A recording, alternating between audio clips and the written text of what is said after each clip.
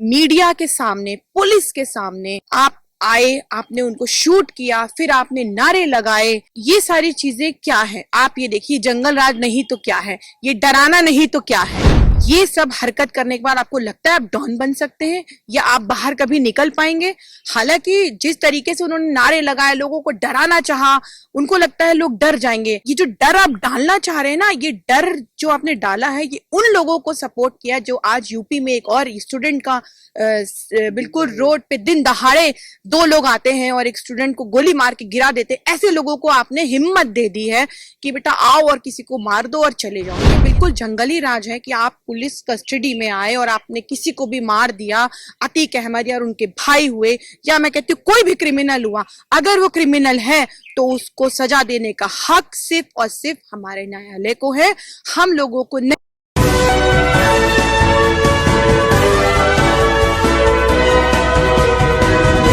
पलपल news से मैं हूं आपके साथ नदीम अकरम। उत्तर प्रदेश के जंगल राज की चर्चा जो है वो चारों तरफ हो रही है। जितना देश में इसकी चर्चा की जा रही है उससे कहीं ज्यादा विदेशों में लगातार चर्चा का केंद्र बना हुआ है कि पूर्व सांसद अतीक अहमद और उसके भाई अशरफ की पुलिस की हिरासत में दिन दहाड़े हत्या कर दी जाती है। ठीक एक दिन पहले अतीक अहमद के बेटे असद अहमद का एनकाउंटर किया जाता है। उस पर सवाल खड़े ही हो रहे थे कि अतीक और अशरफ की तस्वीर लोगों के सामने आ जाती है। इसी पर बात करने के लिए हमारे साथ सबा अंसारी मौजूद है। किस तरीके से देखते हैं जो जंगल राज की सबसे बड़ी तस्वीर कि अब पुलिस का भी खौफ अपराधियों को नहीं रह गया? देखिए, सबसे पहले तो जो हुआ गलत हुआ, ठीक है। अतीक अहमद पुलिस के साथ थे, पुलिस कस्टडी में थे और अपराधी साबित हो चुके थे, वो जेल में थे।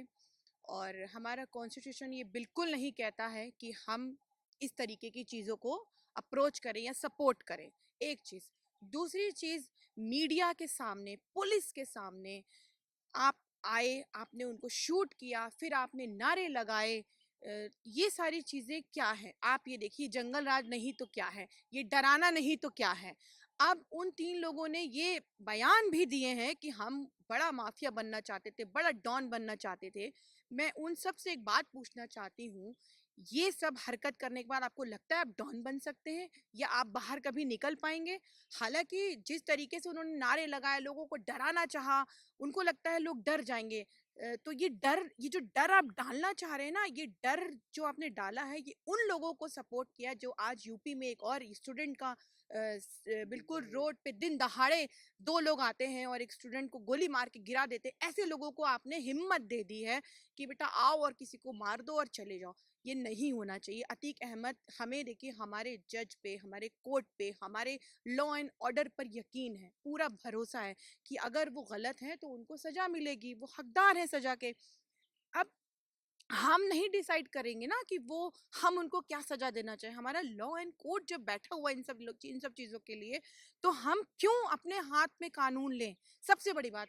और हमारा संविधान जो इस चीज को बिल्कुल भी नहीं कहता है कि आप ऐसी हरकतें करें। हमारे बाबा साहेब ने जब संविधान लिखा था तो उन्होंने कहीं पर भी जात पात ये सारी चीजें नहीं लिखी थी। उसी को मिटाने के लिए उन्होंने संविधान लिखा, जो आज शायद लोग भूल चुके हैं, जो बहुत बड़े बड़े लेक्चर्स देते हैं और इन सब जयंतियों पे जब वो एक दूसरे को विश करते हैं, तो मुझे लगता है उनको पहले संविधान पढ़ लेना चाहिए कि एक्चुअली में संविधान में क्या लिखा है और क्या है। अब आते हैं हम जंगल राज पे, तो ये बिल्कुल जंगली राज है कि आप पुलिस कस्टडी में आए और आपने किसी को भी मार दिया।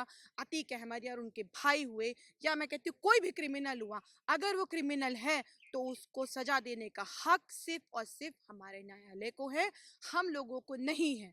अब आप मुझे ये बताइए, ये जो हुई है हत्या अतीक की, अशरफ की, ठीक है वो गुंडे थे, पर आपने जो किया वो महागुंडई है। आप लोग ये साबित करें आपने करके बहुत अच्छा काम किया मिस्टर, नहीं बिल्कुल अच्छा काम नहीं किया। आपने उन लोगों को हिम्मत दे दी जो आज एक छात्रा के ऊपर गोली चला के गए। अब आप बताइए उसका न्याय कैसे होगा, कब तक होगा? ये सारी चीजें बहुत मैटर करती हैं। जब सूबे के मुख्यमंत्री ही ये ऐलान करेंगे कि हम अपराधियों को मिट्टी में मिला देंगे, जज और अदालतों पर भरोसा रहेगा नहीं, क्योंकि आपने किसी अपराधी को पकड़ा, एनकाउंटर कर दिया, सारे राज वहीं दब गए। ऐसा आखिर का क्या राज है? और जब पुलिस हिरासत में ही इंसान सेफ नहीं है, तो कहाँ सेफ रहेगा? आप खुद उत्तर प्रदेश से, कितना डर उत्तर प्रदेश में बनाने की कोशिश की जा रही है? देखिए, जिनकी आप बात कर रहे हैं, इन्होंने पहले एनकाउंटर को लेके भी कहा था कि नहीं होना चाहिए। लेकिन जब आप सत्ता में आए तो आपने एनकाउंटर को खुला ऐसे छूट दे दिया कि हाँ भैया एनकाउंटर कर दो और ये सारी चीज़ें कर दो। मुझे आप एक बात बताइए, ये सारी चीज़ें करके हम सेफ हैं उत्तर प्रदेश में? आप मीडिया से हैं, आप हमें बताइए, 4 लोग मीडिया से आए, अतीक को मार के चले गए, पुलिस की कस्टडी में मार के चले गए। हम क्या हमें सेफ महसूस करना चाहिए? आप हमें बताइए। दिन दहाड़े आज एक बच्ची को कोई मार के चला गया, वो सेफ थी? नहीं थी।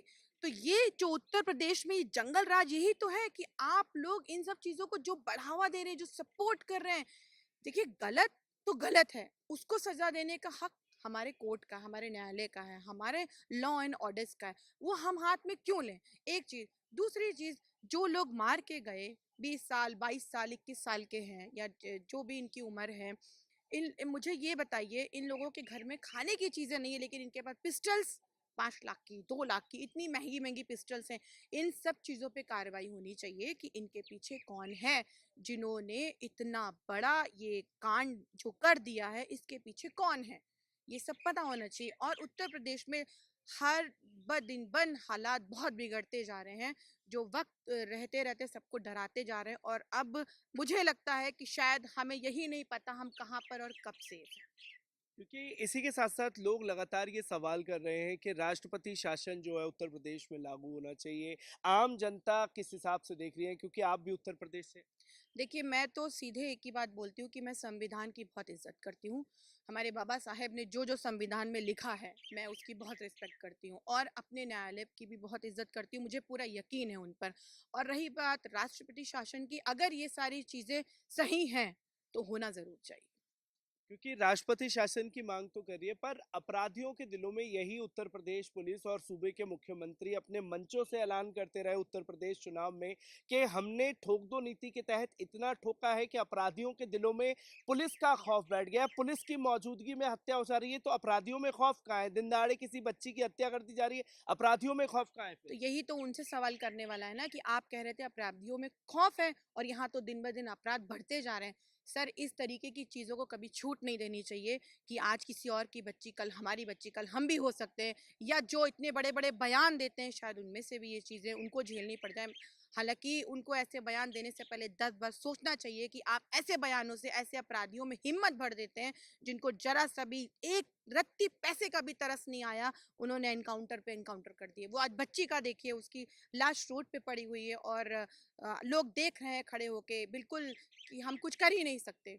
वो क्योंकि माहौल बन चुका है उत्तर प्रदेश में। क्योंकि इस हत्या के बाद में उत्तर प्रदेश में एक तस्वीर देखने को मिली कि भारतीय जनता पार्टी के लोग ही पटाखे फोड़ते हुए, मिठाइयाँ बांटते हुए नजर आए। और जब तस्वीर अपराधियों की सामने आई, खासतौर पर लवलेश तिवारी की, तो स्मृति ईरानी के साथ में उसके कई प्रेस कॉन्फ्रेंस में साझा करती हुई तस्वीरें थी।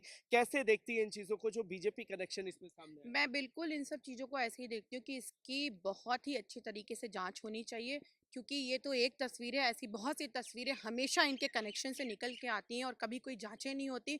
लेकिन मुझे लगता है अब जाँच होनी चाहिए, क्योंकि अब बहुत हो चुका है और इन सब चीज़ों का अंत होना बहुत ज़रूरी है।